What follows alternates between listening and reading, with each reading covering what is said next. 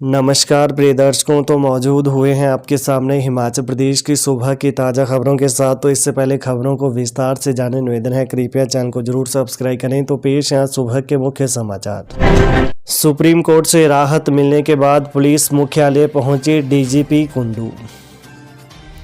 Supreme court से राहत मिलने के बाद डीजीपी संजय कुंडू पिछले कल पुलिस मुख्यालय पहुंचे। इस दौरान उन्होंने अपने कार्यालय में रोजाना की तरह कामकाज निपटाए और अधिकारियों के साथ मंडे बैठक भी की। बीते शनिवार को आईपीएस अधिकारी संजय कुंडू को सुप्रीम कोर्ट ने बड़ी राहत दी थी। सर्वोच्च न्यायालय ने अपने आदेश में साफ किया था कि कुंडू डीजीपी पद पर बने रहेंगे। इसके तहत सुप्रीम कोर्ट ने बीते शुक्रवार को आईपीएस अधिकारी कुंडू को डीजीपी पद से हटाने के हिमाचल हाईकोर्ट के आदेश को रद्द कर दिया था। भारत जोड़ो न्याय यात्रा में भाग लेने के बाद आज शिमला पहुंचेंगे मुख्यमंत्री। मणिपुर में राहुल गांधी की भारत जोड़ो न्याय यात्रा में भाग लेने के बाद मुख्यमंत्री सुखविंदर सिंह सुक्खू आज शिमला पहुंच जाएंगे। उन्होंने पिछले कल गुवाहाटी के प्रसिद्ध कामाख्या शक्तिपीठ पहुंचकर माता के दर्शन किए तथा विशेष पूजा अर्चना की और सबकी सुख समृद्धि के लिए प्रार्थना की। वहीं मुख्यमंत्री के प्रदेश से बाहर होने के कारण मंडे बैठक का आयोजन नहीं हो पाया। इसमें मुख्यमंत्री सरकार की तरफ से चलाई जा रही विभिन्न योजनाओं के अलावा विभागों की समीक्षा भी करते हैं। ऐसे में अब मुख्यमंत्री शिमला पहुंचने के बाद उच्च प्रशासनिक अधिकारियों से सरकारी कामकाज का फीडबैक लेंगे। सरकार गांव के द्वार। जगत नेगी बोले, सभी विधानसभा क्षेत्रों में जनता से सीधा संवाद करेंगे मंत्री। 17 जनवरी से सरकार गांव के द्वार कार्यक्रम के बाद मुख्यमंत्री, उप मुख्यमंत्री के अलावा सभी मंत्री, विधानसभा अध्यक्ष, उपाध्यक्ष, सीपीएस और कैबिनेट दर्जा प्राप्त नेता सभी 68 विधानसभा क्षेत्रों में जनता से सीधा संवाद करेंगे। एक हफ्ते के कार्यक्रम में जन समस्याएं सुनकर मौके पर ही निपटारा किया जाएगा। इस दौरान जिला स्तर के सभी अधिकारियों को भी मौजूद रहना होगा। बागवानी एवं राजस्व मंत्री जगत सिंह नेगी ने सचिवालय में प्रेस वार्ता के दौरान यह जानकारी दी। उन्होंने बताया कि यह कार्यक्रम भाजपा सरकार के जनमंच से बिल्कुल अलग होगा। सरकार गांव के द्वार कार्यक्रम में धाम नहीं लगेगी, चाय पानी का इंतजाम भी स्थानीय लोग ही करेंगे। कार्यक्रम का मकसद कांग्रेस सरकार के 1 साल की उपलब्धियों को घर घर तक पहुंचाना है। नेगी ने कहा कि बीते 1 साल के केंद्र सरकार प्रदेश सरकार से सौतेला व्यवहार कर रही है। आपदा के समय न केंद्र सरकार ने सहयोग दिया, न प्रदेश भाजपा ने साथ दिया। हिमाचल में ट्रांसपोर्ट डिपार्टमेंट ने शुरू किया रोड सेफ्टी वीक। शपथ के साथ घर की जिम्मेदारी का एहसास करवाएगा विभाग। हिमाचल में सड़क हादसों को कम करने के लिए परिवहन विभाग ने विशेष मुहिम छेड़ी हुई है। सोमवार से विभाग ने राज्यव्यापी सड़क सुरक्षा सप्ताह शुरू किया है।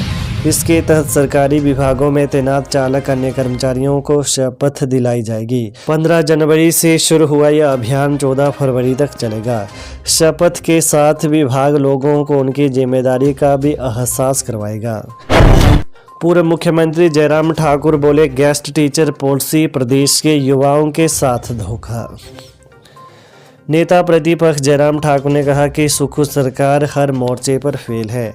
13 महीने में 13,000 करोड़ रुपए के कर्ज के अलावा इस सरकार के पास कोई उपलब्धि नहीं है। कहा कि कांग्रेस ने सरकार बनने पर 1 साल में 1 लाख नौकरी देने की गारंटी दी थी।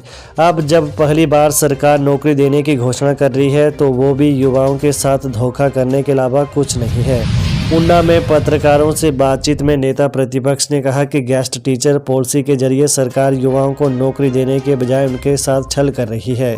इस तरह से सिर्फ युवाओं का भविष्य बर्बाद किया जा रहा है।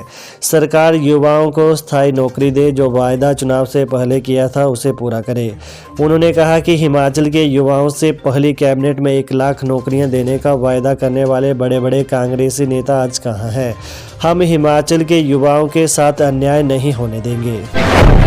हिमाचल भाजपा का दीवार लेखन कार्यक्रम शुरू। ऊना में केंद्रीय मंत्री अनुराग ठाकुर रहे मौजूद। भारतीय जनता पार्टी के प्रदेश अध्यक्ष डॉक्टर राजीव बिंदल ने दीवार लेखन कर भाजपा के दीवार लेखन कार्यक्रम की शुरुआत की। बिंदल ने कहा कि लोकसभा चुनाव के लिए भारतीय जनता पार्टी का दीवार लेखन कार्यक्रम प्रारंभ हो रहा है। एक बार फिर से मोदी सरकार इस स्लोगन के साथ देश भर के हर बूथ पर वॉल राइटिंग कार्यक्रम होगा। उनका प्रयास है कि भारतीय जनता पार्टी का एक एक कार्यकर्ता इस अभियान में अपने आप को आत्मसात करे और कार्यक्रम को सफल बनाए। बिंदल ने कहा कि सबका साथ, सबका विकास, सबका प्रयास, सबका विश्वास का उनका ध्येय निश्चित रूप से नया आयाम प्राप्त करेगा। स्थिरता के साथ भारत का विकास जरूरी है। ऊना में केंद्रीय मंत्री अनुराग ठाकुर दीवार लेखन कार्यक्रम में शामिल हुए। उन्होंने नारा लिखा, फिर एक बार मोदी सरकार। दरंग के पूर्व विधायक दीनानाथ शास्त्री का दिल का दौरा पड़ने से निधन। मंडी जिले के दरंग विधानसभा क्षेत्र के 85 वर्षीय पूर्व विधायक दीनानाथ शास्त्री का पिछले कल निधन हो गया। पिछले कल दोपहर टांडू स्थित निवास पर उन्हें अचानक सांस लेने में तकलीफ हुई, जिसके चलते परिजन उन्हें क्षेत्रीय अस्पताल मंडी ले गए, जहां उन्हें मृत घोषित कर दिया। दीनानाथ शास्त्री ने 1990 में दरंग के दिग्गज कांग्रेस नेता कौल सिंह ठाकुर को हराकर विधानसभा का चुनाव जीता था। इससे पहले वह 1977 में आजाद तथा 1982 में 1985 में भाजपा की टिकट पर कौल सिंह के खिलाफ चुनाव लड़ते हुए हार का सामना कर चुके थे। उन्होंने 1993 में भी भाजपा के टिकट पर चुनाव लड़ा। 1998 में शंकर सिंह बघेला द्वारा बनाई पार्टी व 2003 में पंडित सुखराम की हिमाचल विकास कांग्रेस के टिकट पर भी उन्होंने चुनाव लड़ा, मगर जीत हासिल नहीं हुई। सीएम सुक्खू बोले, शूटिंग यूनिटों को 3 दिन में मिलेंगी स्वीकृतियां, एकल खिड़की सुविधा देगी सरकार। हिमाचल फिल्म पॉलिसी के तहत शूटिंग यूनिटों को प्रदेश सरकार 3 दिन के भीतर सभी वांछित स्वीकृतियां उपलब्ध करवाएगी। सरकार सूचना एवं जनसंपर्क विभाग में एकल फिल्म सुविधा सेल स्थापित करेगी, जिसके जरिए एकल खिड़की सिंगल विंडो सुविधा दी जाएगी। यह सेल सूचना एवं प्रसारण मंत्रालय के वेब पोर्टल से जुड़े केंद्रीय कोष के रूप में भी कार्य करेगा। वहीं फिल्म निर्माताओं को प्रदेश के उत्कृष्ट शूटिंग स्थल उपलब्ध कराने की भी पेशकश की जाएगी। सरकार ऑनलाइन उपकरणों को सूचीबद्ध कर निजी कंपनियों को प्रोडक्शन हाउस स्थापित करने के लिए भी प्रोत्साहित करेगी। मुख्यमंत्री सुखविंदर सिंह सुक्खू का कहना है कि प्रदेश सरकार ऐसी फिल्मों के लिए जिनमें कम से कम 50% शूटिंग प्रदेश में की जाएगी, उनके लिए वार्षिक फिल्म पुरस्कार शुरू करेगी। 2 वर्ष के लिए होगी अतिथि शिक्षकों की भर्ती, जल्द आरएंडपी रूल्स होंगे अधिसूचित। प्रदेश में अतिथि शिक्षकों की भर्ती 2 वर्ष के लिए की जाएगी।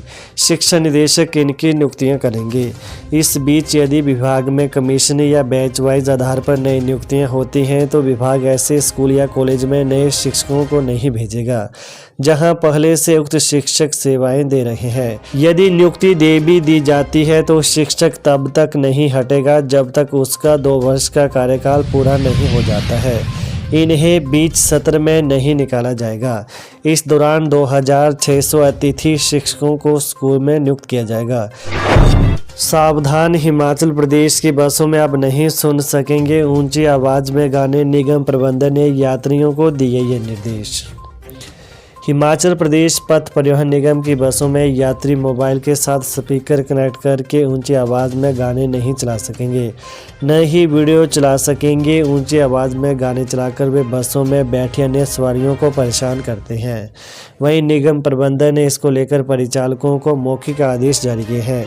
उन्हें कहा है कि यदि कोई यात्री ऐसा करता है तो उसे रोकें, वो कहें कि ऐसा करने से अन्य लोग परेशान हो रहे हैं। तो ये रहे सुबह के मुख्य समाचार। तो ताज़ा खबरों को जानने के लिए देवभूमि टुडे चैनल को जरूर सब्सक्राइब करें। धन्यवाद।